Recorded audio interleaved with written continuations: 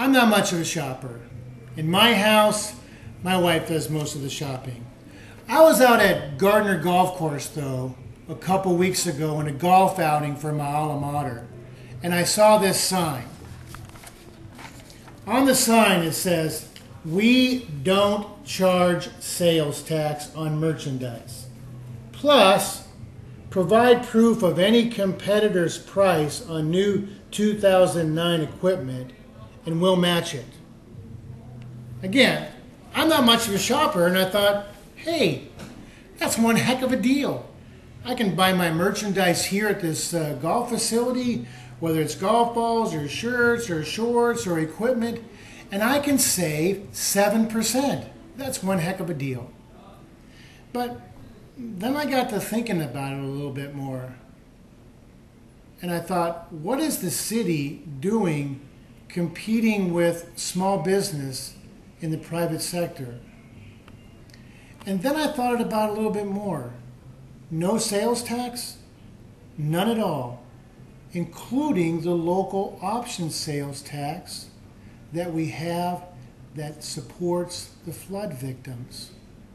Wasn't it just our city back in February that asked us to support a local option sales tax? Didn't they say we needed this revenue desperately to support the flood victims? And as I thought about it, here they are promoting, buy from us, and if you do, you don't pay any sales tax. Now, at first that sounded pretty good, but then I thought about it, and I thought, boy, you're hurting the private sector, and you're hurting the flood victims. So I gave it a try. I went out to Gardner a couple days later, and I actually bought something, and there was a windbreaker and a sleeve of golf balls, Bridgestone. I don't know if they're very good or not. I'm not much of a golfer, but there on the sales tax receipt, exactly zero sales tax. Nothing to the state and nothing to the flood victims. Then I went out to a competitor's, it was Airport National, and I bought a similar shirt and a different sleeve of balls, and guess what? Sales tax is charged. State gets their piece, and the local option tax is applied.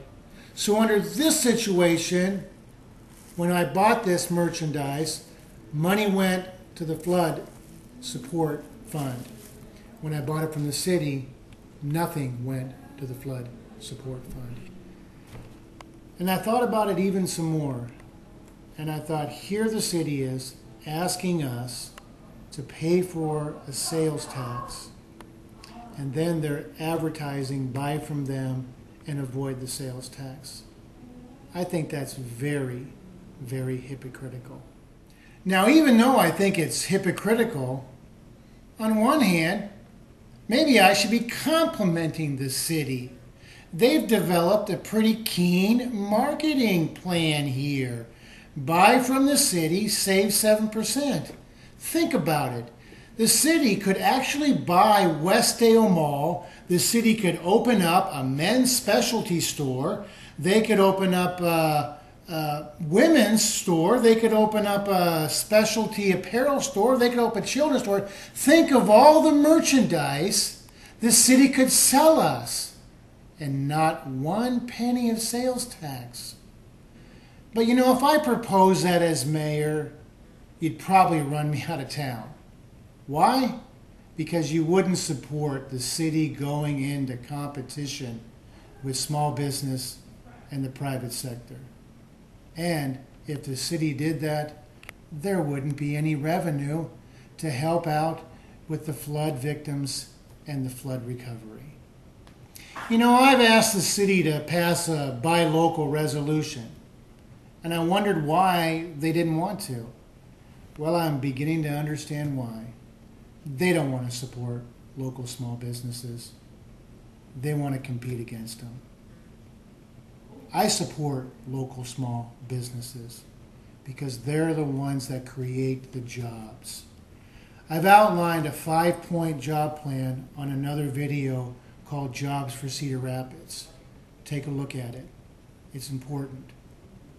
But most, why is the city advertising to buy from them, sidestepping the local option sales tax to help out the flood victims.